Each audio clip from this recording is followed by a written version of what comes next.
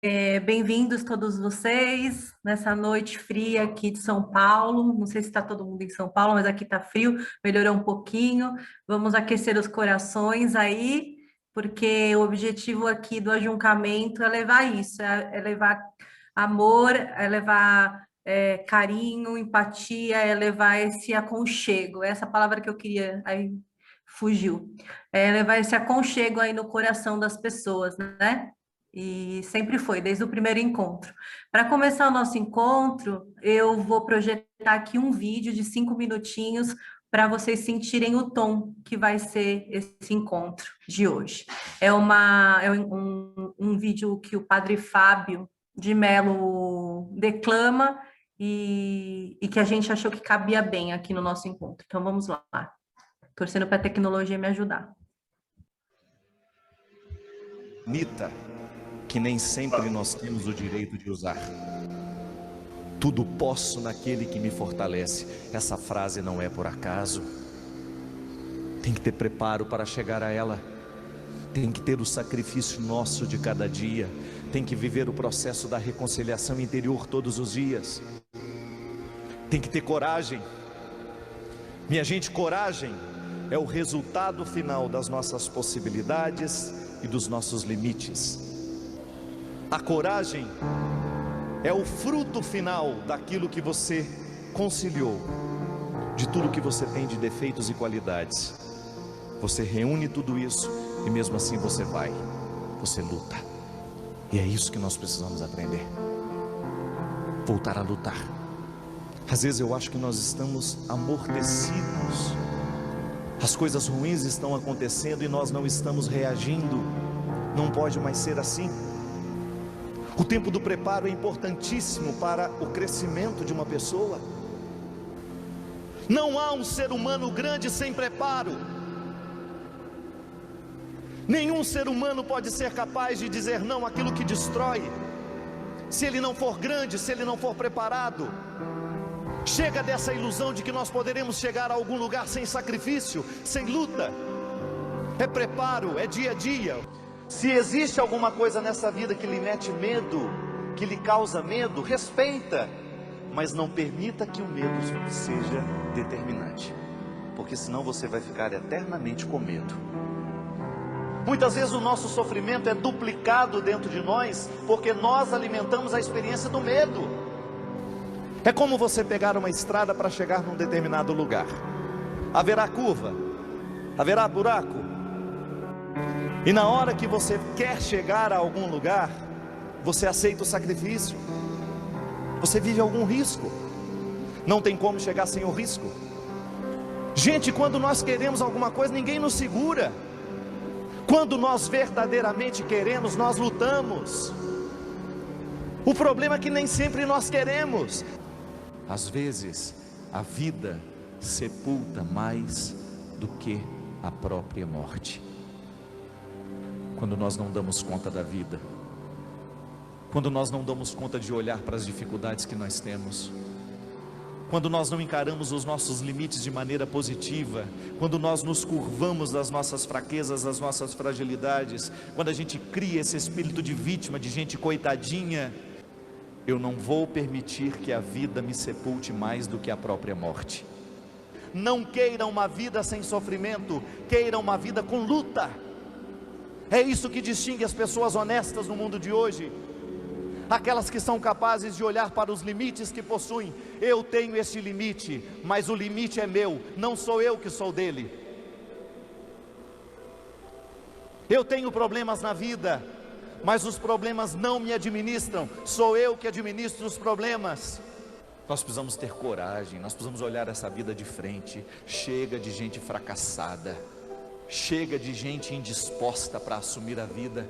Seja honesto com a vida que você está escrevendo. Seja honesto com os medos que você sente. Seja honesto com aquilo que verdadeiramente merece o seu empenho. Seja honesto com aquilo que verdadeiramente merece a sua atenção. Pode ser que a gente esteja perdendo tempo na vida, porque nós estamos dando atenção àquilo que de verdade não precisa ser. O caminho é estreito. Se achou que era fácil, estava enganado. Sem luta, ninguém pode vencer absolutamente nada. Sem enfrentamento não existe crescimento humano.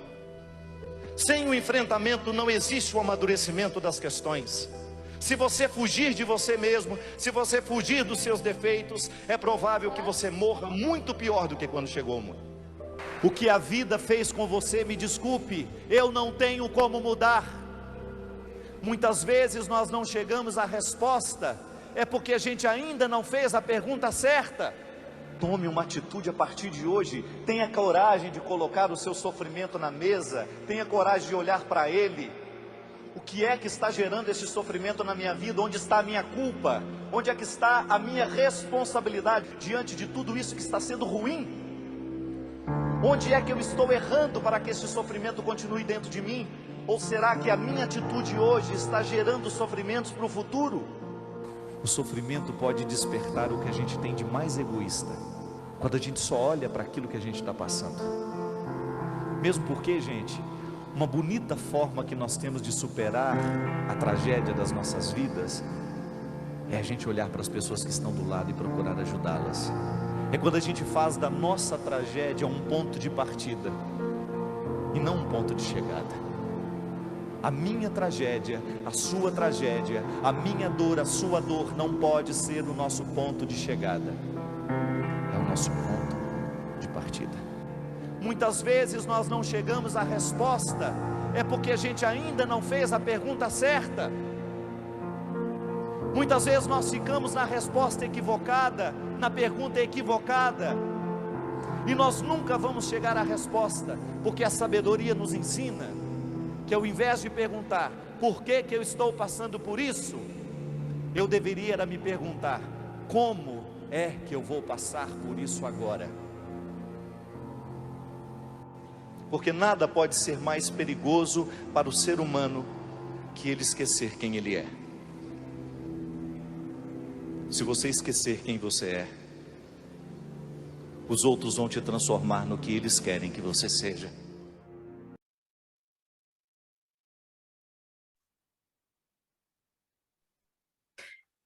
Ninguém pode esquecer aquilo que é. Ninguém pode deixar ninguém transformar a gente em nada que a gente não quer ser e não tem no coração, não.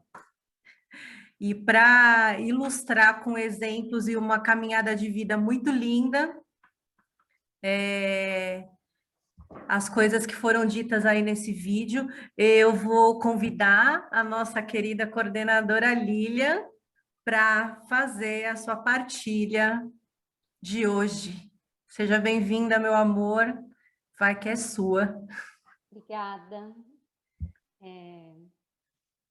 Eu devo ter dado a sorte do meu pai, mas talvez, só de sorte, não teria dado certo. Eu me decepcionei aos 16 anos. Fiquei de mal com Deus. Naquele dia, eu estava na escola. Me levaram para aquela sala do pórtico que todos vocês conhecem, que é cheia de ladrilhos verdes. Recebi a notícia mais cruel da minha vida. Me contaram que meu pai havia sofrido um acidente. Eu já sabia que não era um acidente. Meu pai foi o homem mais corajoso que eu conheci. Ele tirou a própria vida com um tiro. Chocante para vocês isso, não é? Quantos de vocês conhecem alguém tão corajoso quanto meu pai? Desculpa o meu nervosismo, mas falar do meu pai toca meu coração, e muito profundamente. Acho que são poucas as vezes que eu toco nesse assunto. Foi muito difícil.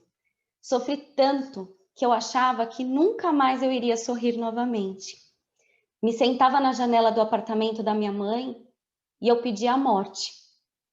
Minha mãe, meus irmãos, minha família, meus amigos, Renata, Adriano, Marcelo, Catarina, Tabata, sempre estiveram perto de mim. E foi assim que compreendi que a vida não parava ali. Eu me reconstruí. Às vezes, ainda dói. E tudo bem sentir essa saudade, faz parte da vida. Aqui começa a minha história, de quem eu me tornei. Vou respirar um pouco, gente. Eu era filha de pais separados, me sentia muito amada pelos meus pais, mas eu vivia realidades diferentes de quando eu estava com meu pai e quando eu estava com a minha mãe. E para suprir a falta de presença física, o meu pai me presenteava com coisas, tanto que não me lembro de pedir algo e meu pai dizer não. Fiz várias viagens com ele e tive muitos momentos inesquecíveis, como ir ao circo, mergulhar. Nunca mais eu mergulhei, gente. Meu pai não tinha medo de nada. Eu olhava para ele e me sentia completamente segura. Com a minha mãe, eu vivia uma outra realidade. Estudei no Mazarello, sendo bolsista, tive a melhor educação, fiz amigos, criei valores, mas tudo na minha casa era contado, para não faltar nem nada para mim, nem nada para os meus irmãos, mas sempre por último, sempre foi para minha mãe. Éramos nós 4, dividíamos tudo. Não saíamos muito de casa para fazer passeios, tanto que me lembro de quando minha mãe nos levava para comer no Habib's. Esse era o nosso único passeio. Comíamos uma esfirra cada e dividíamos um suco para os 4. E estava tudo bem, a gente era muito feliz. Somos muito felizes. Sempre fomos muito unidos. Até hoje somos muito grudados. Éramos uma família que vivia com o suficiente, sem nada a mais. E se eu queria algo, a frase da minha mãe sempre era: liga para o seu pai. Porque, na verdade, ela queria que meu pai resolvesse. Depois da morte do meu pai, tudo que eu queria ter não era mais realizado. Foi quando eu decidi que eu iria trabalhar para ter tudo o que eu quisesse. Não foi fácil. Eu tive sonhos, eu queria ser estilista, comecei sendo modelista, eu desenhava, produzia, fazia minha peça piloto, abri minha primeira loja, depois uma confecção, depois uma franquia e por último mais uma loja. Meu padrinho, que está aqui no grupo, participou muito dessa fase, dessa etapa. Vivenciou muito isso comigo e recebi muitos conselhos dele. Quebrei, porque deixei a administração nas mãos erradas. Eu trabalhava durante o dia e eu criava à noite. No outro dia, tinha os modelos novos, eu vendia muito, vocês não imaginam o quanto. Mal eu conseguia produzir para o volume de vendas que eu tinha, não é brincadeira. Depois que eu quebrei, para quitar todas as dívidas, o apartamento da minha mãe era o seguro fiança das lojas. A gente pagou, vendeu tudo, pagou as contas. Eu tinha um carro e esse carro, eu não sei quanto eu devia na loja de tecido, mas eu comprava tecido sem assinar nada. E quando eu recebi essa ligação dele me falando quanto eu devia, eu falei: eu tenho um carro. Se esse carro servir, tá quitada a minha dívida. Dei meu carro, fiquei sem carro. Depois disso, e sem chão, meus irmãos me levaram para passar um final de ano em Minas Gerais. E foi lá que minha prima Aline me sugeriu trabalhar com a captação de hotéis na empresa onde ela administrava. O salário era muito baixo, mas eu queria recomeçar. E eu não queria mais trabalhar naquela área que eu fiquei frustrada. E eu estava pronta para iniciar em um novo mercado. Eu ouvi de muitas pessoas que era um absurdo eu me submeter a trabalhar para ganhar tão pouco.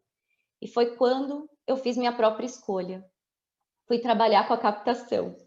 Enxerguei a oportunidade de ser corretora de investimentos, porque eu olhava com orgulho para a profissão e eu me sentia capaz de estar naquela posição. Decidi que eu queria crescer e me tornar uma corretora. Não me deram a oportunidade naquele primeiro momento. Pelo contrário, fui demitida. Eu acho que nem todo mundo está habituado a aceitar que o outro quer crescer dentro da sua própria empresa. Nem sempre as pessoas recebem de uma forma boa isso. Não sei, talvez. E foi quando eu enviei um e-mail para a concorrente principal deles, pioneira no mercado, contando minha própria história. e o quanto eu gostaria de aprender, que eu não sabia absolutamente nada. Fui contratada por ela, com registro em carteira, como corretora de locação.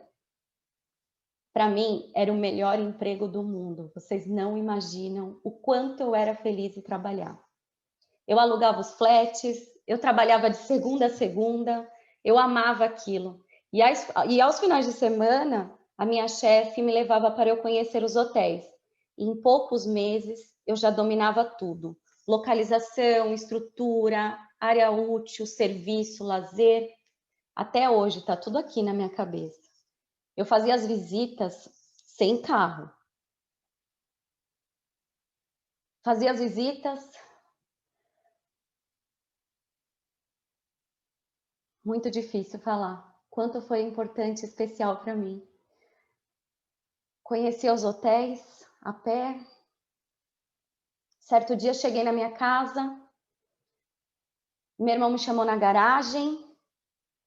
Minha mãe, com toda a dificuldade que eles viam eu passar para atender os clientes, mas eu não perdi a esperança. E eu falava, eu vou conseguir. Meu irmão tirou um carro zero para mim, um Celta. Eu tenho ele até hoje, esse Celta. Não consegui me desfazer. Passou de mim para minha irmã. Todo mundo acabou aprendendo, tirando carta com o Celta, que até hoje está guardado. Tinha um laço em cima do Celta.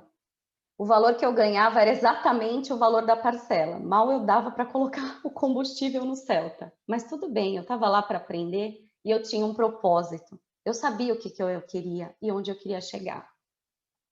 2 anos nessa empresa passou, abri uma vaga de vendas e eu pedi essa oportunidade para aquela minha chefe. Eu tenho muito orgulho dela e sou muito agradecida por ela. Mas, infelizmente, a minha chefe, na época, deu a chance para um outro corretor que estava para ter uma filha. E ela considerava que ele precisava muito mais daquela vaga do que eu. Foi quando eu soube que meu emprego anterior estava precisando de corretora de vendas. Liguei novamente para aquela minha prima Aline. Nunca se esqueçam da Aline.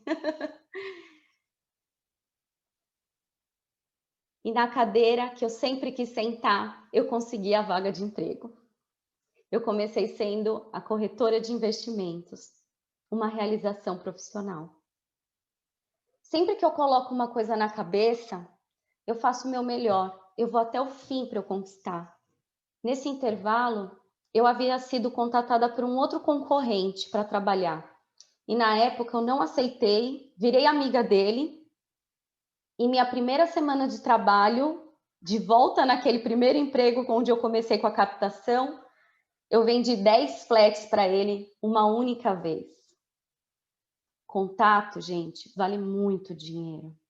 Não importa se a pessoa vai ser compradora, se a pessoa vai ser sua amiga, não importa. O contato, essa conexão humana, que o Nós do Bem fala muito sobre isso, é muito importante. Essa partilha, esse outro, algum momento, alguma coisa pode acontecer de boa na sua vida. Bom, imagina o quanto me odiaram na empresa, né? Uma semana de emprego, essa menina chega, vende 10 flats, maluca de pedra. Bom, nunca foi sorte, foi persistência, foi foco e domínio. Eu sabia o que eu estava fazendo, eu sabia o que eu estava vendendo. Eu busquei aquilo.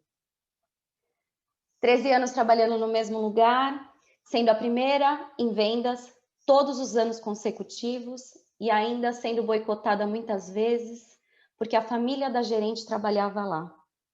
Mesmo assim, elas não conseguiam me derrotar. Eu sempre buscava a excelência. Juntei dinheiro, comprei meu primeiro apartamento. Nesse intervalo, conheci uma pessoa irrelevante ao assunto. Assinei um contrato de união estável. Em paralelo, vi uma oportunidade de negócio. E eu sempre fui fanática por negócios. Logo, abri uma paleteria.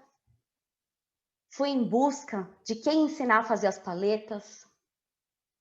Fiz a loucura que era necessária no momento. Pedi um crédito do Construcard. O crédito do Construcard foi justamente para começar a paleteria. Dali, eu vendi a paleteria sozinha, porque meu ex e os sócios não quiseram fazer a venda dessa paleteria. Eu me lembro do dia que eu saí do trabalho e fui sozinha até Alphaville para uma reunião com várias pessoas importantes. E a pessoa principal lá era o Akari, e eu vendi para ele e para os sócios dele a paleteria. Na época, nós já tínhamos colocado paleta em todos os shoppings, todos os cinemas. Então, você ia no cinema, podia comprar paleta e tomar paleta no cinema. Só que o mercado foi inflacionando. Tanta gente abrindo paleteria, eu comecei a enxergar que aquele negócio ia chegar uma hora que ia explodir. Foi no momento realmente que eu decidi fazer essa venda. Vendi a paleteria por 50 mil a mais do que o valor que eu tinha solicitado no Construcard. Detalhe, quando eu solicitei o Construcard na Caixa Econômica, eu falei que eu queria construir num terreno que meu pai tinha deixado para mim. Eu precisava começar. Eu tinha sonhos, eu tinha planos e eu precisava fazer aquilo acontecer. Com o valor da venda, nós resolvemos abrir um restaurante nordestino e, para minha surpresa, o chefe que fez o primeiro cardápio é marido de uma amiga do Mazzarello, a Alessandra. Imaginei surpresa como que poderia ser chegar na casa da Alessandra e ela abrir a porta. Gente, eu não estava esperando encontrar a Lê ali. Ela abriu a porta e eu dei de cara com uma amiga de infância que vivenciou a Junque comigo. Sabe quando você tem certeza que você está no lugar certo, na pessoa certa? Deus está sempre em algum momento colocando a mão e falando, é ali, vai menina, vai que é ali. Eu peço muito, muito, muito mesmo. Abrimos o restaurante, depois abrimos franquias, e foi quando eu decidi que eu queria realizar um sonho de vida pessoal. Eu sempre quis fazer justiça. E então decidi voltar para a faculdade, fui estudar direito, coloquei na cabeça que iria parar de trabalhar quando me formasse, até conseguir passar para ser juíza. É loucura, né, gente? Mas aí vem a vida, né? A vida me decepcionou pela segunda vez aos 34 anos. Veio minha separação, me senti em um buraco sem luz, perdi meus sonhos. As pessoas falavam muitas coisas na minha cabeça, me mostravam fotos. Eu paralisei completamente. Minha zona de conforto, aquele meu sonho de ser juíza, ele foi por água abaixo. Porque eu não podia mais pensar que eu podia largar o meu emprego e viver dos restaurantes para poder continuar a seguir o meu projeto. Daí minha cunhada me levou para conversar com uma amiga da mãe dela. Eu estava naquele momento de fraqueza, de choro, de tristeza. E eu vou contar para vocês que as pessoas que estão aqui no grupo, muitos participaram, alguns me ajudaram, sem saber do que estava acontecendo, mandavam uma mensagem, uma música. Mas eu sou uma rocha, gente. Vou contar para vocês que minha cunhada me levou para conversar com a amiga da mãe dela, e ela era a pessoa certa, uma casa humilde, uma enfermeira. Mas calma, gente, não decidi virar enfermeira e nem estudar enfermagem. Ela me pediu para orar por 20 dias, pedindo para Deus tudo o que eu queria na minha vida. E em todos os dias, no chuveiro, eu cuidava daquele tempo. Eu tenho um banco no chuveiro, não é mentira. Quando eu sento naquele banco, eu peço para Deus aquilo que eu quero realizar. E eu sentava no banco todos os dias e eu pedia para Deus várias coisas. Eu precisava de luz, eu precisava de direção, precisava saber o que eu fazia. E certo dia, eu disse adeus para aquele trabalho que eu me sentia infeliz. Eu não tinha amigos lá, eu trabalhava só por conta do dinheiro, eu queria sempre mostrar que eu era a melhor, então a forma de retribuição da tristeza que elas me traziam, as pessoas que estavam lá, eu fiz amigos também. Muitos amigos, e tenho muitos amigos que estão hoje aqui comigo no meu escritório. Eu decidi que eu iria abrir minha própria empresa. Vocês vão até achar loucura, mas eu chamei 2 amigas que não estavam trabalhando e perguntei para elas se elas estavam dispostas a aprender um trabalho novo. Montei na sacada da minha casa nosso escritório. Elas vinham para casa trabalhar e minha empregada fazia nossas refeições. Gente, vocês não imaginam o sentimento que eu tinha de olhar para elas e falar, eu vou conseguir. Tem 2 pessoas aqui que estão acreditando em mim, eu vou conseguir. Eu ensinei elas e com 1 mês eu já tinha vendido vários flats na mesa da minha sacada. Depois eu aluguei uma sala do lado da minha irmã. Quem não conhece a minha irmã, Lia Morim, divertidíssima, segue ela no Instagram.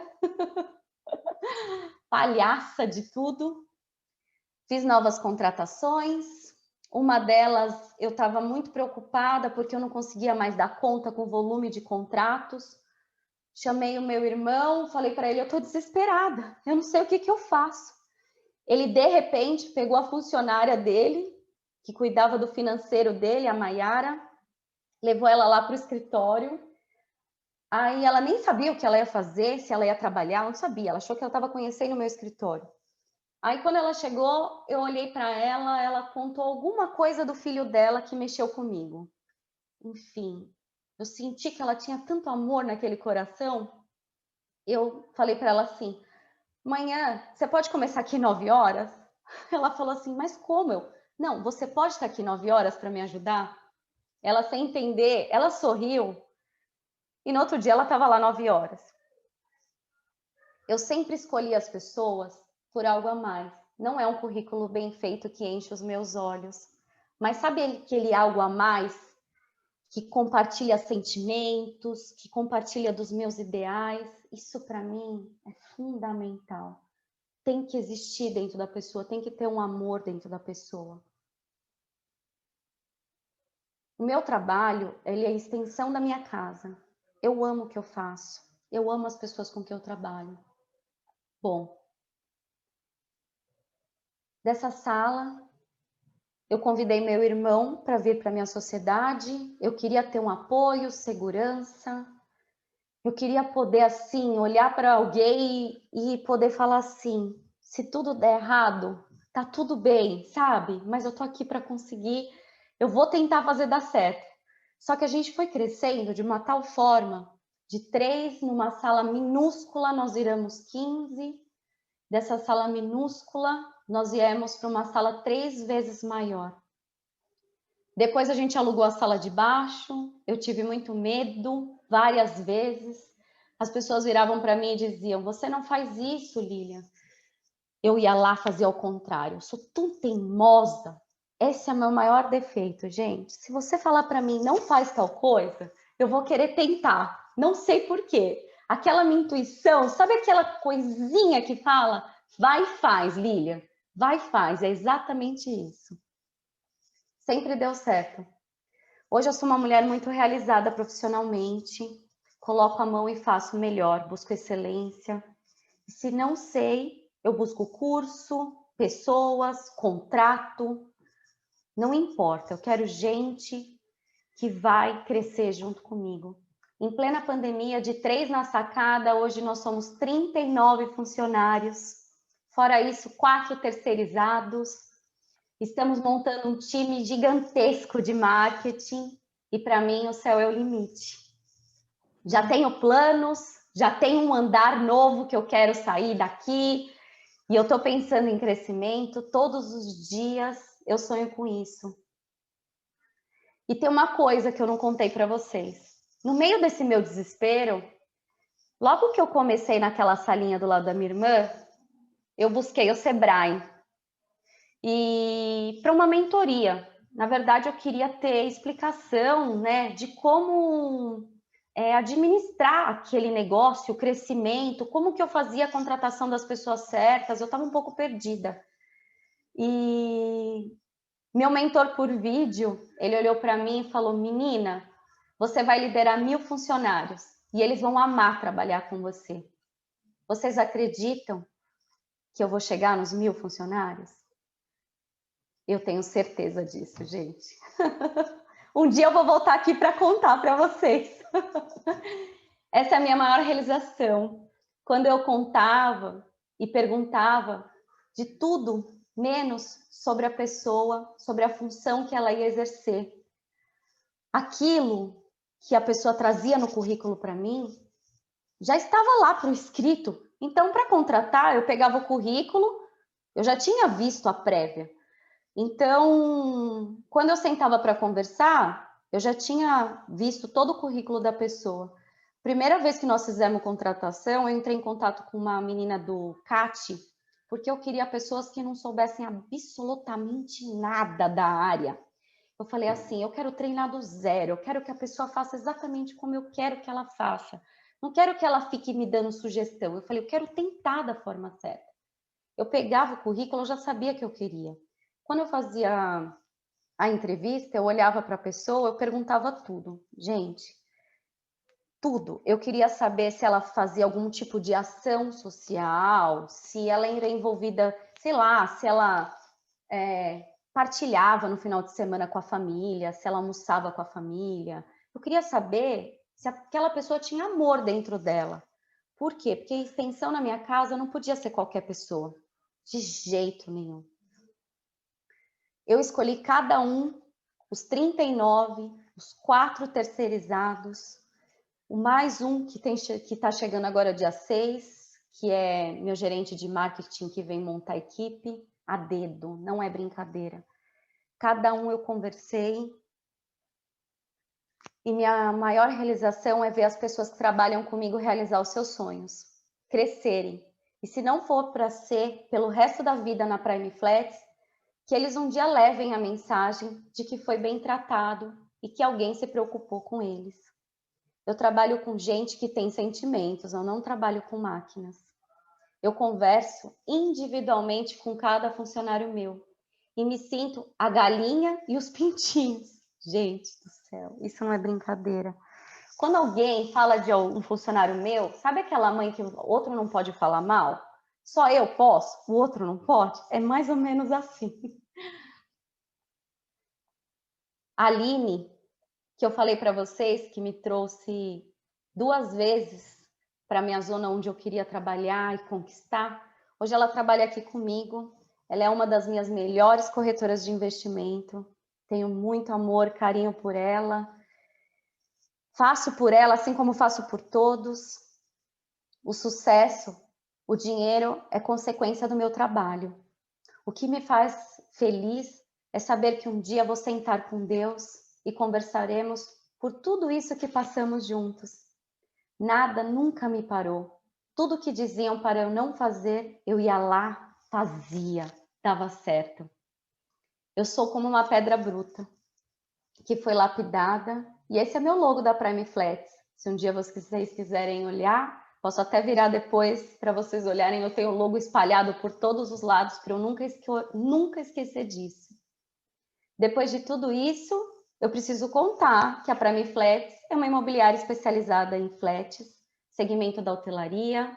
Trabalhamos com flats, hotéis, condotéis, para investimento e para moradia. Sou apaixonada por pessoas e por suas histórias. Essa é a diferença que eu faço na minha empresa. E durante toda essa minha caminhada, eu enfrentei muitos desafios. Eu tive muito medo, fui e fiz com medo mesmo. O novo traz insegurança, paralisei, refleti, conversei com Deus, chorei, fiz muita oração de joelhos, sentada no meu banco no chuveiro. Também me desesperei, muitos diziam que era loucura e que eu não iria conseguir. Escutei de muita gente que eu não deveria fazer isso, aquilo outro, mas essas pessoas, essas situações e crenças não me limitaram. E é isso. Essa é a minha história de vida. Deixo meu carinho para vocês. E daqui para frente eu quero dizer para vocês que o mais importante para mim, e me permitam chorar por isso, que parte daquilo que eu ganho, parte daquilo que eu faço para cada um na Prime Flats, quero fazer muito mais pelo próximo. Porque tudo que tem aqui é amor. Não tem nada, gente, além disso. É só amor. E dou minha palavra para a Tati. Obrigada, pessoal, por me ouvirem. Linda. Palminhas, não dá para todo mundo. A plateia bate palma, mas não dá para todo mundo ouvir. Linda, é isso aí. E a gente pediu para ali compartilhar a história dela, justamente porque nesse ajuncamento a gente queria falar sobre isso, sobre essa garra, essa coragem, essa construção de sonhos e que ela levou muita paulada, ela falou, ela levou muita rasteira, aconteceu muita coisa difícil, ela perdeu o pai de uma forma bastante difícil, eu lembro disso assim claramente, na época da gente juntas, um grupão juntos, que a gente foi até o lugar onde ela estava para consolar e ficamos juntos. Então, assim, a gente sabe quanto a Lili lutou para ser aonde ela chegou e ser o que ela é hoje, né? E o gancho que ela me dá é o seguinte, porque muitas das pessoas e das situações e das coisas que aconteceram na vida dela tentaram limitar esse crescimento, tentaram limitar essa pessoa que ela é. E tem algumas coisas que podem acontecer na nossa vida que fazem isso, né? Uma das coisas é o que eu vou trazer para vocês, que até montei uma pequena apresentação para ficar mais fácil, que são as crenças limitantes, que está muito assim na moda agora falar, mas as pessoas falam sem muito saber do que estão falando, assim. E eu não sou PhD, eu não sou especialista, eu não sou psicóloga, mas pelos últimos estudos que eu tenho feito, que eu gosto de estudar bastante essa parte de psicologia e de autoconhecimento, eu queria trazer um pouquinho dessas crenças limitantes para a gente ver se joga elas fora, abandona, e pelo menos tem consciência delas para seguir aí nesse caminho que a Lili estava falando. Então, vamos lá. Vou compartilhar aqui com vocês. Dessa vez não precisa pôr sound. Vocês me falam se vocês estão enxergando, por favor? Então, vamos lá. Olha, a Lili falou o seguinte, que muitas pessoas, coisas e situações tentaram paralisá-la, né? E que muitas vezes ela paralisou mesmo. O que será que paralisa a gente, né? E aí eu trago essa frase desse maravilhoso, do Gandhi, que as crenças, elas se transformam em pensamentos, os pensamentos em palavras, as palavras se tornam ações, e essas ações, repetidamente durante a nossa vida, elas se tornam hábitos, e os hábitos formam os nossos valores. E os nossos valores, olha aí a Lilian para provar, formam o nosso destino. Mas eu queria saber uma coisa, da onde que vêm essas crenças? Sabe de onde vêm essas crenças? De pequenininho. As crenças, né, são ideias que a gente viu, ouviu, sentiu de alguma forma e que acabaram se tornando uma verdade enraizada dentro da gente mesmo, né? Elas acabam se tornando de verdades, a gente não consegue ter consciência delas enquanto não para pensar sobre elas. Elas são adquiridas na infância. A Lê está aí para me ajudar, se ela quiser depois conversar sobre também, porque é uma pessoa que eu sei que também gosta desse tipo de estudo. Elas são adquiridas na infância, armazenadas ali no inconsciente, por isso que a gente não é uma coisa fácil de trabalhar, né? E elas se tornam verdades absolutas, elas são como ímãs, assim. Você vê, né? Você crê naquela verdade que acaba se tornando real para você. É complicado lidar com crenças limitantes por causa disso. Não sei se vocês já ouviram falar sobre crenças limitantes, mas se não viram, a gente vai ouvir agora. Olha lá, um exemplo de algumas crenças limitantes que a gente tem por aí. As coisas nunca vão dar certo para mim, eu não vou conseguir fazer isso. Eu estou muito velho para mudar. Se as pessoas realmente me amassem, elas não fariam isso por mim. Se eu pedir ajuda das pessoas, elas vão achar que eu sou fraca. Eu nunca vou ser bom o suficiente, inteligente o suficiente, magro o suficiente, educada, bem-sucedida o suficiente. Não vou. Não vai rolar. Nenhum homem presta. E as mulheres são todas interesseiras. Tudo precisa ser perfeito para que eu me sinta satisfeita ou satisfeito. Essas crenças foram construídas lá na infância. A gente vem escutando, vai escutando. Mas se eu falar que nada disso é verdade, como é que fica? As crenças limitantes, elas paralisam a gente para a ação, porque a gente acaba acreditando nessas coisas e não faz isso que a Lili falou que fez. Não vai para frente, a gente paralisa, a gente fica empacado, a gente não se dá a chance, né, de construir, porque elas paralisam a gente ali, no lugar que a gente está. Elas apresentam uma realidade distorcida. E a gente precisa quebrar esse ciclo, gente. E como é que a gente faz isso? Ressignificando, que essa palavra eu sempre empaco para falar, ressignificando nossas crenças após a gente tomar consciência delas.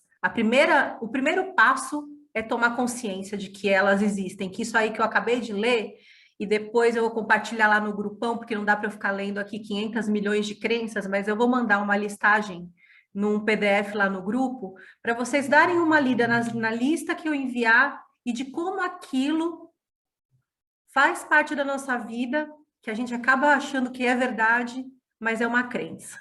Não é uma verdade verdadeira, como a gente fala. A gente precisa observar os pensamentos, identificar quando ela aparece, quando essa crença aparece aí na nossa mente, e na hora substituir por um outro pensamento, diferente desse original. Então, assim, se vocês me perguntarem, Tati, mas e aí, como é que a gente faz? Se essas crenças estão aí desde a infância, estão no inconsciente, como é que a gente faz? A gente tem essa consciência, a gente começa a lembrar dessas crenças que existem, e na hora que elas aparecem, você faz assim, ó, opa, não, peraí. Você já substitui automaticamente na sua cabeça aquela crença, e aos poucos ela vai diluindo. Olha lá, exemplos. Aparece aí na sua cabeça, eu não sei fazer isso. Peraí. Aí você fala assim, para aí, cabeça. Não. Como é que eu posso fazer isso? O que eu preciso aprender para fazer isso? Quem que eu posso procurar para me ajudar a fazer isso? Não precisa ser sozinho. Nunca precisa ser sozinho. As pessoas acham que precisa, mas não precisa, né? Ah, eu sou muito velho para isso. Gente, não tem idade para começar algo novo. Eu tenho uma grande amiga que aos 35 anos fez uma transição de carreira, ela é uma das melhores nutricionistas de São Paulo atualmente. Maravilhosa, Roberta Carbonari, te amo. Incrível, ela trabalhou em multinacional aos 35, fez uma facu e agora ela arrasa, assim, ela tem milhares de seguidores no Instagram, então, assim, que velho o quê? Não tem idade para começar ou para mudar, não, gente. O momento certo é quando você está preparado, e não é agora, porque fica uma coisa muito assim, né? Todo mundo hoje em dia fala assim, não, é agora, tem que ir, tem aquela pressão. Não, o momento certo é quando você estiver preparado, não é por causa da sua idade. Nossa, que dia difícil. Quantas vezes a gente fala essa frase, hein? Tá bom, é um dia difícil, verdade, porque tem dia difícil, tem dia fácil. Mas eu vou passar por esse dia, amanhã é outro, que não precisa ser difícil necessariamente, né? A crise não precisa me derrubar, não precisa ser difícil todo dia. Não precisa. E se eu for para o fundo do poço, eu sempre falo isso, eu já falei isso para um monte de gente, é uma das frases que eu carrego para minha vida. E se for para o fundo do poço, beleza, porque todo mundo vai. O que não vale é ficar no fundo do poço e criar assadura. Porque aí tem que passar iridoide, e aí demora mais. Ir para o fundo do poço não tem problema, mas tem que sair desse fundo do poço aí. Tudo precisa ser perfeito para eu me sentir satisfeito.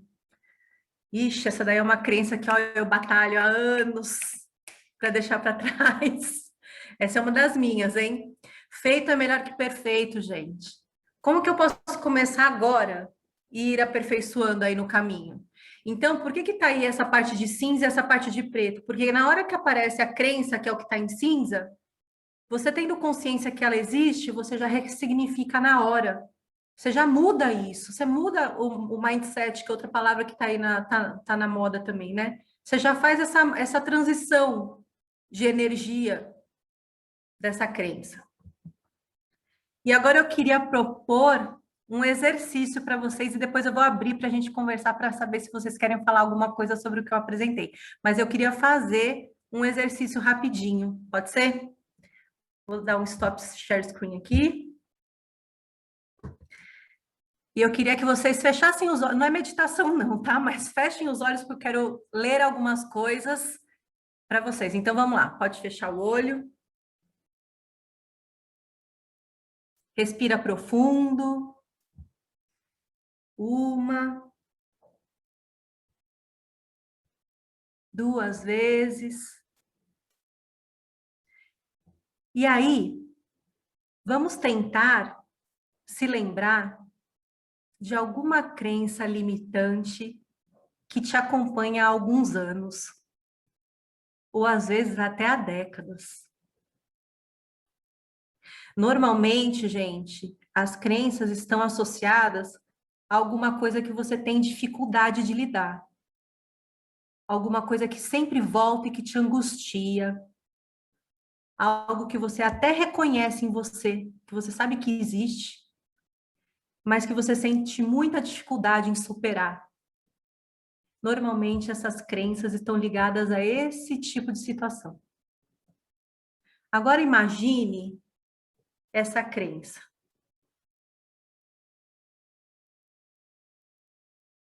Imagine agora você escrevendo essa crença em um pequeno papel, uma pequena folha de papel. Olhe para ela nesse papel. Imagine na sua mão uma canetinha preta, daquelas canetas pretas piloto de ponta grossa que a gente usava de pequeno. E então, com essa caneta, você começa a rabiscar esse papel. Rabisca essa crença de preto. Rabisca com vontade. Então você pega esse papel e amassa. Amassa com gosto também. E olhando para esse papel amassado aí na sua mão e rabiscado de preto, você vai pensar, vai dizer aí mentalmente para você: chega, já deu. Eu tô cansada de você.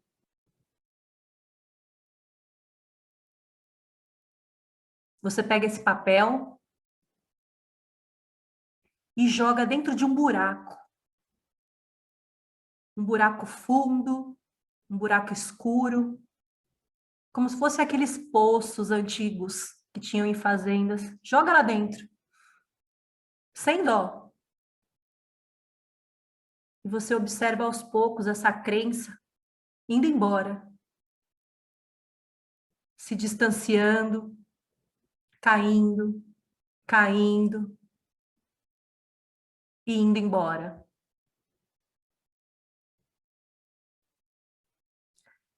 Pode abrir o olho. Não dá um alívio?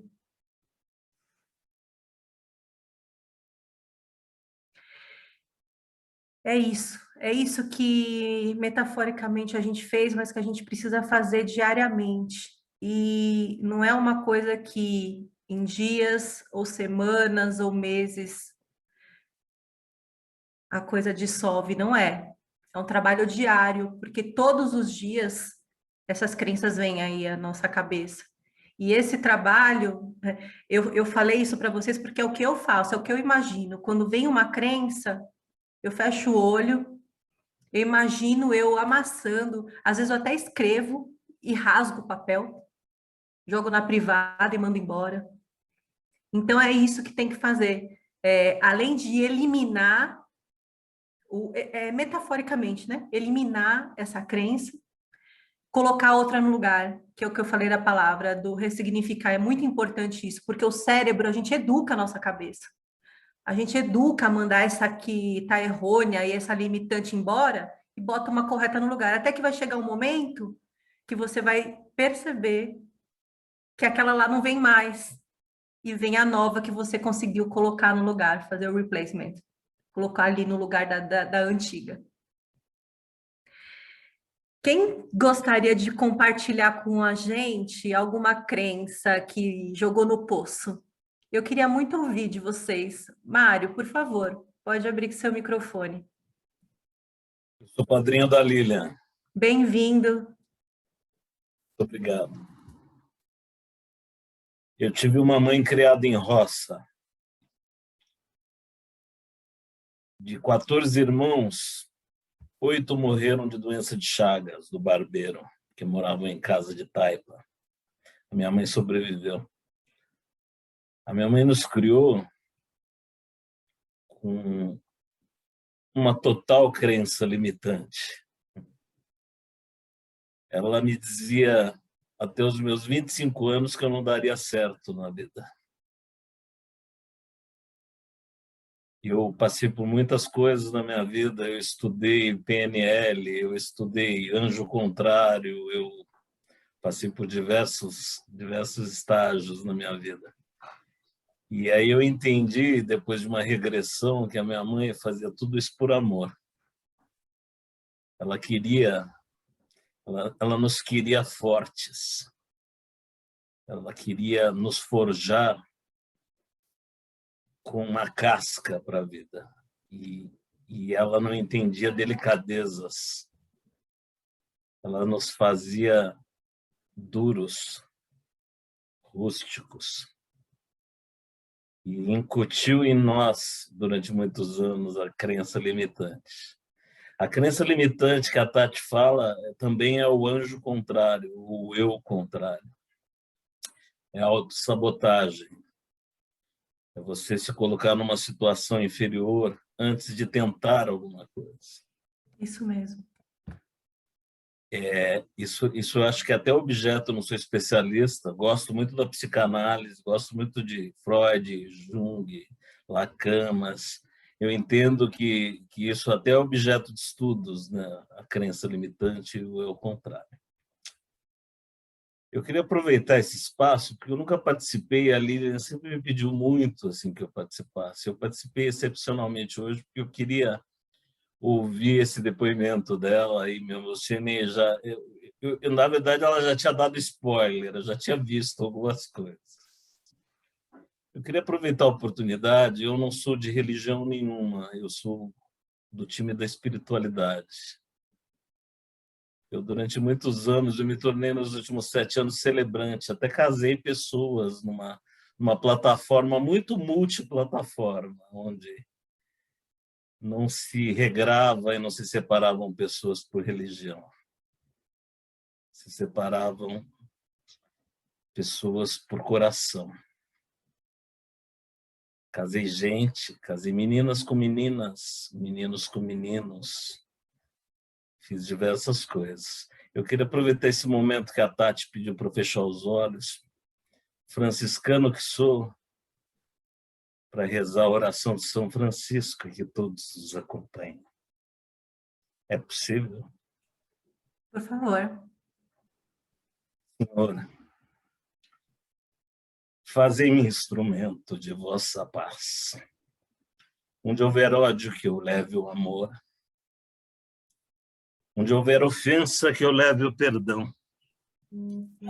Onde houver discórdia, que eu leve a união. E onde houver dúvida, que eu leve a fé. Onde houver erro, que eu leve a verdade. E onde houver desespero, que eu leve a esperança.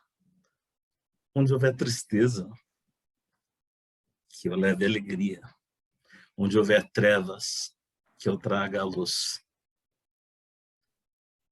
Ó Mestre, fazer que eu procure mais consolado que ser consolado. Compreender que ser compreendido. Amar que ser amado. Pois é dando que se recebe e é perdoando que se é perdoado. E é morrendo que se vive para a vida eterna. Nascer, viver, morrer, evoluir sempre. Essa é a lei do nosso mestre Léon Hippolyte, um francês que a gente conhece um pouco mais como Allan Kardec. Muito obrigado pela participação. E a história da Lilian realmente é inspiradora. O pai dela, que nos deixou de uma forma muito abrupta, era um cara que acreditava nas pessoas. Nós também acreditamos, Mário. Acreditamos muito. Falei demais, desculpa. Imagina. Por isso que a Gente. gente está aqui. E uma coisa importante de ressaltar disso que você falou é que esse grupo também não tem religião, tá? Nós fomos criados numa igreja, na Igreja Católica, esse grupo iniciou no Mazarelo, mas hoje temos aqui pessoas até, eu não sei se fala ateias para menino e para menino, não sei, temos ateus, acho que é assim, temos ateus, temos cristãos, temos católicos evangélicos, temos budistas, temos espíritas, temos todas as pessoas, inclusive pessoas que não creem em Deus, mas creem que a espiritualidade é muito importante na vida de uma pessoa, né? Você queria falar, né, Li? Eu queria falar só uma coisa. Eu me lembro pequena, meu pai sempre me ensinou que primeiro ele fazia para quem precisava mais. Então, na Páscoa, meu pai se vestia de coelhinho e ia para a favela distribuir ovos de Páscoa. No Natal, eu nunca recebi o presente de Natal antes de que ele primeiro fizesse a distribuição dos presentes também nas favelas para as crianças. Então, eu cresci com isso, sabe? O quanto as pessoas são valiosas, quanto cada um tem sua própria importância. Ele é minha fonte de inspiração. E essa sou quem sou hoje por conta dele. Tenho certeza disso. Não sei se foi sorte ou se ele está aqui ainda. Ele tá. Porque ele tá dentro de você, você é um pedaço dele, ele nunca vai deixar de existir. A constelação familiar que fala isso, ele tem um teco aí em você, não vai ter como abandonar isso nunca, nem que você queira. Gente, essa para mim, é a parte mais importante, assim, do encontro, essa partilha. Mais alguém gostaria de partilhar, não somente a sua crença, ou alguma coisa que ouviu da Lilian, ou ouviu da minha apresentação sobre as crenças, ou que sentiu e que gostaria de falar e de partilhar com o resto do grupo? Cris? Eu gosto de falar também, tudo bem? Bom, vamos lá. Do que vocês falaram, como assunto também é crenças, primeiro parabéns pela história da Lilian, né? Realmente inspiradora. E tem diversas crenças, assim, quando ela vai falando, você vê que tem um sistema de crenças muito forte, muito bem consolidado, né? De crenças possibilitadoras, né? Tem as crenças limitantes e tem também as crenças que são possibilitadoras, então ela tem diversas delas. A mais latente é aquela, tipo, eu não tenho o que eu não faço, eu faço. Se a pessoa falar que eu não faço, aí é que eu faço, só para esfregar na cara. Tipo isso, assim. Então, não importa a razão, mas é uma capacidade, um potencial realizador muito grande. Isso é uma crença fortíssima, né? Então, mantenha essa crença na sua vida, que é ela que vai te levar onde você quiser, né? Sobre a oração de São Francisco de Assis que o Mário fez, é outro crençário incrível. Se você pegar ali, cada frase ali tem crençário, né? O conjunto de crenças. Ali tem um monte, né? Fazer com que eu ame mais que seja amado, pois é dando que se recebe. Ali é uma crença para quem quer ter uma vida simples, humilde e voltada para o próximo e com amor, né, presente na vida. Então, e tudo é crença, né? No final das contas, todo mundo tem as suas verdades, algumas limitam. Bom que a pessoa desperte para entender o que está limitando e não terceirize a culpa, né, das coisas. Na verdade, ela deve criar um sistema próprio de crenças para conquistar as coisas que deseja. E no seu slide, Tati, teve uma hora que você fala que as crenças são o que você acredita, você atrai, né? Isso. Tem uma frase que eu gosto. Tem uma frase que eu acho perfeita, que reflete exatamente isso, que as nossas crenças, elas são profecias autorrealizáveis. As nossas crenças são profecias autorrealizáveis. Se a gente acredita, seja lá no que for, é a nossa verdade. E não tem quem mude isso, não tem quem vá... E se for uma coisa que te limite, você pode ter certeza que é aquilo que vai ser a sua realidade. Da mesma forma, você tem... Oi? O Cristiano, cuidado com seus desejos, né? Exatamente, cuidado com aquilo que você deseja, porque se torna real, exatamente. E só para complementar, tem também aquele cuidado com o que não deseja. Porque, bem resumidamente, não vou palestrar sobre isso nem nada, mas o nosso cérebro, nossa parte inconsciente não entende muito a palavra não entende muito o significado do não. Então, se você deseja não ter uma doença, para de pensar na doença, porque o cérebro não entende o não.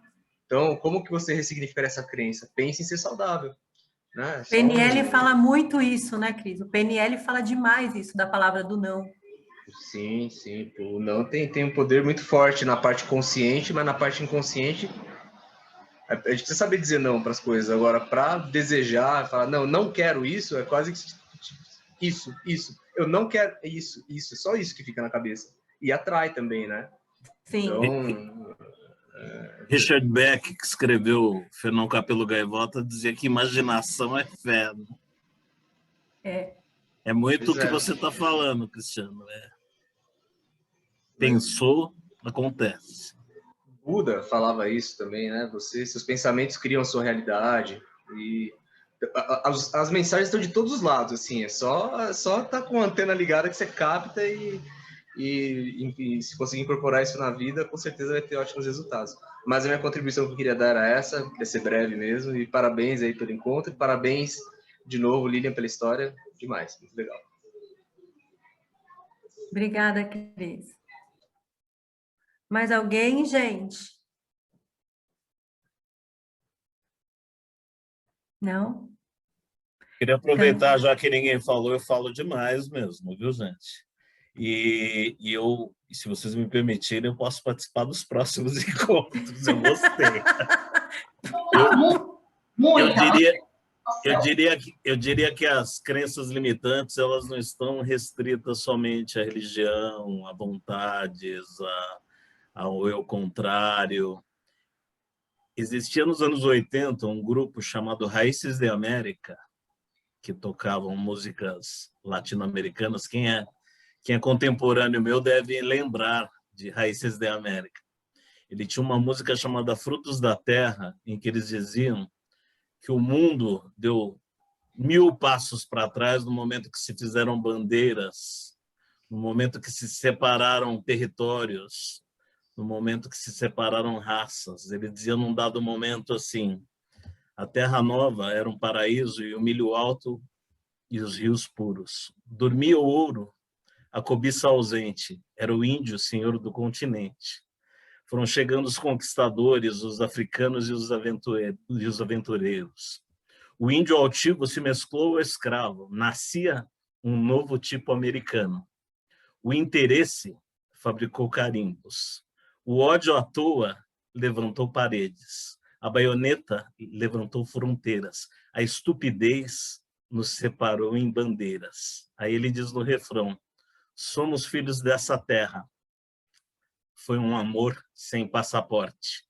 Se o gestar foi brasileiro, não me chame de estrangeiro. Cada terra, cada rua tem um toque de imigrante.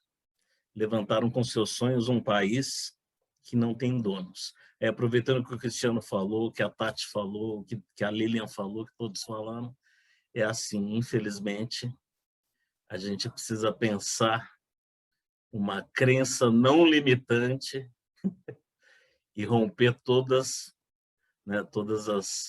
os limites e as fronteiras que existem, né, entre todos, e entender que há uma igualdade muito grande entre todos nós, graças a Deus.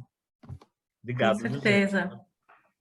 O Cris, você falou uma coisa que eu ia fazer, no final da partilha, eu ia falar exatamente disso, que tem as crenças limitantes, só que a gente ressignifica, e aí o que a gente tem que olhar também, que não existe só essa parte, porque Jung é isso, tá? Esse encontro é isso.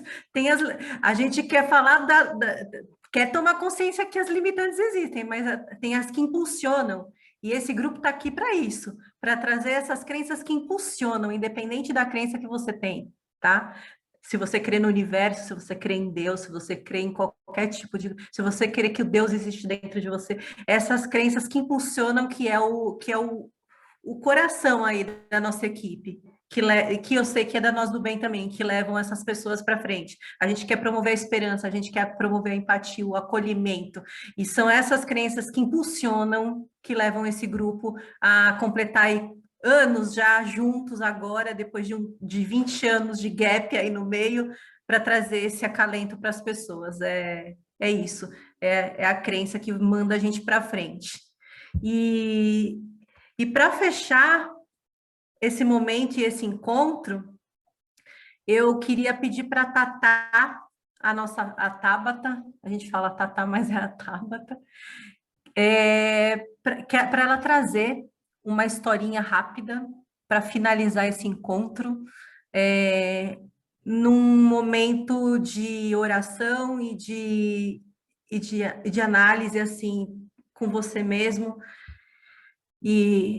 Assim, eu sei o quanto para ela é difícil, porque ela não gosta muito de falar, assim, para muita gente, mas ela é uma pessoa cheia de luz e que a gente conseguiu falar, Tatá, vai que é sua, amiga, então vamos. Falando em crenças limitantes, né? Essa é uma que nasceu comigo, que superei aí ao longo dos anos. Eu vou contar uma história, é uma história infantil, mas que é cheia de significado. E eu queria que cada um trouxesse o significado que tiver na vida de vocês e que fizer sentido na vida de cada um. A história de quem eu vou contar é do peixinho. O nome dele é Pichote. Ele vivia num lago e ele andava sempre muito infeliz. Ele não gostava desse lago. Esse lago era muito escuro, escuro que nem um breu. E Pichote morria de medo do escuro. Toda hora Pichote ia até a margem do rio, botava sua cabeça para fora e achava tudo muito lindo. O céu era azul, o sol era lindo, a grama verdinha, flores coloridas para todo lado, crianças, gatos, cachorrinhos, e era tudo tão colorido, tão alegre e tão claro. Então, Pichote queria morar na grama. Entre as árvores, ele ficava pensando. Mas ele tinha que voltar para a água para respirar. E assim não morrer. Afinal, ele era um peixinho. Pichote começava a nadar então de novo no meio do lago. E aquela escuridão sem fim, uma feiura sem fim, uma tristeza sem fim. E a vida de Pichote era assim: da água para a margem, da margem para a água. Sempre sozinho, cheio de medo e infeliz da vida. Um dia, Pichote estava nadando e olhando os outros peixes. Eles brincavam contentes nas águas claras do lago. De repente, Pichote pensou: ué, outros peixes? Águas claras? O que aconteceu? Será que eu vim parar em outro lago? Sem saber? Se perguntava o Pichote. Para onde foi a escuridão? Então, entre peixes e peixinhos, entre pedras e plantinhas, de todos os tamanhos e de todas as cores. Plantas aquáticas, sapos, rãs, até sapatos velhos. E brinquedos de crianças também existiam por lá. E era tudo tão lindo. A água era azulada, cheia de claros e escuros, cheia de brilhos, uma beleza. Lindo. Pichote olhava e ria. Cadê a escuridão? Cadê o medo? Pichote era contente, feliz da vida. De repente, Pichote descobriu o que tinha acontecido e começou a rir. Eu sou mesmo um bobo. Ficava nadando para lá e para cá, morrendo de medo do escuro. Lógico, eu nadava de olho fechado. E a história é para contar que as coisas mudam. O ambiente muda às vezes, mas muitas delas, e o que a gente trouxe hoje, é que quem muda é a gente, a nossa visão das coisas. Às vezes é preciso que a gente abra os nossos olhos para aquilo que a gente não vê, para aquilo que a gente tem medo, né? O medo, ele impulsiona, se a gente usar ele a nosso favor, ou ele paralisa ou ele impulsiona. E a gente tem que escolher o impulso, né? Então, para que cada um de vocês pensem nos medos, nas escuridões, né? Quais são as visões que a gente tem da vida e dos obstáculos, e quais são os significados, os novos significados que a gente vai dar para eles, né? E um convite, né, para que a gente seja a nossa melhor versão de nós mesmos. É para isso que a gente nasceu, para honrar nossa história, né? A gente fala muito na espiritualidade desse amor, né, da família, e que nasce dentro dessa relação e que a gente leva para a nossa história. Então, acho que o que eu queria deixar aqui de mensagem é isso, que a gente busque o impulso para o crescimento e para a realização, seja em que nível for, em que cenário for, se é no lago, no sol, na chuva, onde for, que a gente seja feliz e que a gente possa levar esse amor sempre, sempre adiante. Obrigada. Você é incrível! Eu te amo! Só tem gente incrível nesse grupo. Ai, meu Deus do céu! E é isso, é isso. E esse compromisso da gente estar aqui impulsionando, né, Tatá? Esse compromisso da gente estar aqui desde o começo da pandemia, né? Impulsionando e acolhendo e dando essa força que está acabando, gente, está acabando, agora está no fim. E logo, logo a gente volta aí à vida normal e a gente vai conseguir fazer esses encontros pessoalmente. Obrigada, assim, a presença de cada um de vocês, a Rê, que não pôde estar aqui presente hoje, mas é uma das coordenadoras aí da JUNC mais atuante, ela sempre fala isso, estão aqui as pessoas que tinham que estar aqui. Nada nessa vida é por acaso. Quem acredita, abandona essa crença limitante aí de que é por acaso, porque não é não. Tá tudo ali, ó. Tá tudo ali escrito. Quem tá aqui hoje é para estar aqui hoje, ouvir o que a Lilian falou, ouvir o que eu disse, ouvir o que a Tata trouxe, e nada é por acaso. E que as histórias compartilhadas hoje, que foram feitas com muito carinho para todos vocês, tenham aquecido um pouco o coração, dado essa renovada, que nem eu vi que a Fabi escreveu no chat, essa renovada de energia que a gente tem precisado muito, porque não anda fácil. Não anda fácil, mas a gente tá... vai fazer o quê? Quanto tempo já? E a gente está aqui, ó, se ajudando, superando, partilhando e seguindo em frente, tá bom? Eu tenho uma grande amiga que fala sempre assim, no final de um encontro, no final de uma oração, assim está feito, está feito, está feito. A gente sempre termina os encontros assim. Então, vamos falar? Para terminar esse encontro, me veio agora na cabeça. Vamos lá. Assim é. Assim é. Está feito. Tá feito. Está feito. Está feito. Está feito. E é feito. isso. Um fim de semana incrível para todos vocês e sintam-se abraçados, tá bom? Um beijo. Obrigada. Beijo, gente. Lilian, vai para casa, Lilian. Vai para casa, sai do escritório. Beijo, gente. Beijo, Tchau, gente. Bom final de Tchau. semana. Obrigado, viu?